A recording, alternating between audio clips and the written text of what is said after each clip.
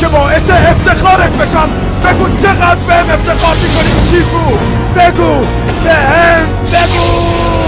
پدر و مادرم ازم نفرت داشتن. چرا نمیفهمی؟ دنیا ما خراب کردن، اما خودم درستش میکنم.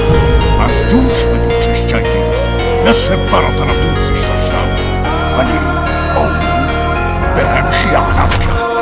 تو میدونستی که من جنگجو گشته ها، تو همیشه قبول داشتی. خوشبختی باید به چنگ